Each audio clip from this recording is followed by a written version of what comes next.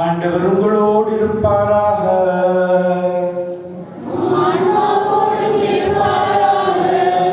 தூய யோவான் எழுதிய நற்செய்தியில் இருந்து வாசகம்.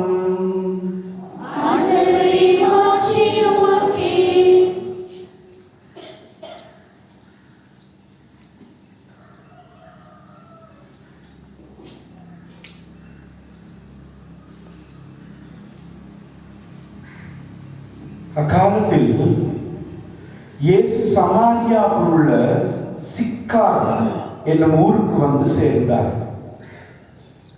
யாக்கோபு தன் மகன் யோசேப்புக்கு கொடுத்த நிலத்திற்கு அருகே அந்த ஊர் இருந்தது.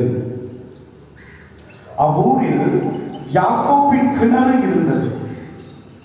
பயணத்தால் களைத்திருந்த இயேசு கிணற்று ஓரமாய் அமர்ந்தார்.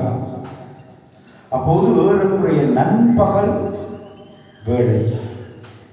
அவருடைய சீடர் உணவு வாங்குவதற்காக நகருக்குள் சென்றனர். சமாரிய பெண் ஒருவர் தண்ணீர் எடுக்க வந்தார். இயேசு அவரிடம், குடிக்க எனக்கு தண்ணீர் கொடும் என்று கேட்டார்.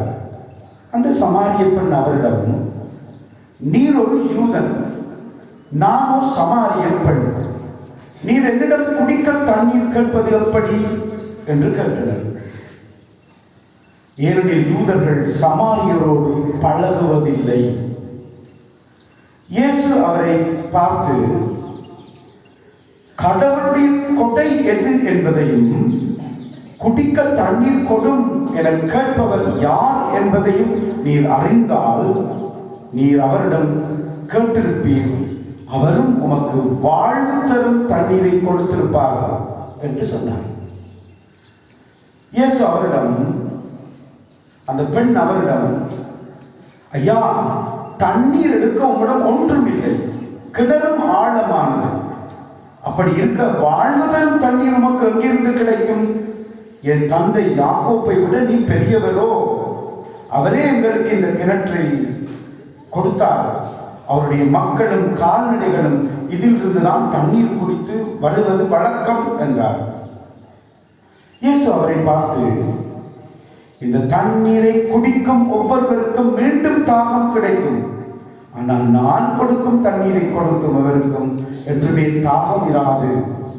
நான் கொடுக்கும் தண்ணீரை குடிப்பவர்கள் பொங்கி வழியும் ஊற்றாகிய நிலை வாழ்வு வரும் என்று சொன்னார்.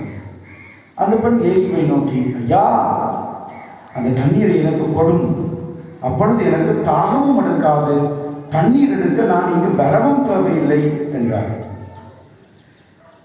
நீரோர் இறைவாக்கினர் என கண்டுகொண்டேன்.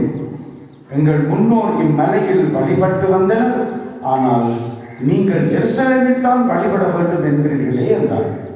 இயேசு அவரிடம், அம்மா, என்னை நம்பும், காலம் வருகிறது, அப்போது நீங்கள் தந்தையை இம்மலையிலோ ஜெருசலேமிலோ வழிபட மாட்டீர்கள். யாரை வழிபடுகிறீர்கள் என தெரியாமல் நீங்கள் வழிபடுகிறீர்கள். ஆனால் நாங்கள் தெரிந்து வழிபடுகிறோம். யூதர்களிடமிருந்தே மீட்பு வருகிறது, காலம் வருகிறது, ஏன் வந்தே விட்டது. அப்போது உண்மையாய் வழிபடுகிறவர் தந்தையை அவரது உண்மை இயல்புக்கு ஏற்ப உள்ளத்தில் வழிபடுவர். தம்மை வழிபடுவோர் எத்தகையோராய் இருக்கவே தந்தை விரும்புகிறார். கடவுள் உருவமற்றவர். அவரை வழிபடுவோர் அவரது உண்மை இயல்புக்கு ஏற்ப உள்ளத்தில் தான் வழிபட வேண்டும் என்றார். அந்த பெண் அவரிடம், கிறிஸ்து எனப்படும் மெசியா வருவார் என எனக்கு தெரியும். அவர் வரும் பொழுது அனைத்தையும் எங்களுக்கு அறிவிப்பார் என்றார். இயேசு அவரிடம், உன்னோடு பேசும் நானே அந்த கிறிஸ்து என்று சொன்னார். அவ்வூரில் உள்ள சமாரியர் பலர் இயேசுடன் நம்பிக்கை கொண்டனர். சமாரியர் அவரிடம் வந்த பொழுது அவரை தங்களோடு தங்குமாறு கேட்டுக்கொண்டனர். அவரும் அங்கு 2 நாட்கள் தங்கினார்.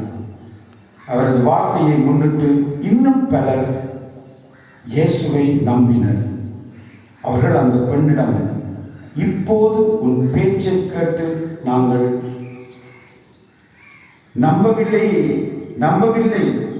நாங்களே அவர் பேச்சை கேட்டோம், அவர் உண்மையிலே உலகின் மீட்பர் என அறிக்கையிட்டுக் கொள்கிறோம் என்று சொன்னார்கள். கிறிஸ்து வழங்கும் நற்செய்தி.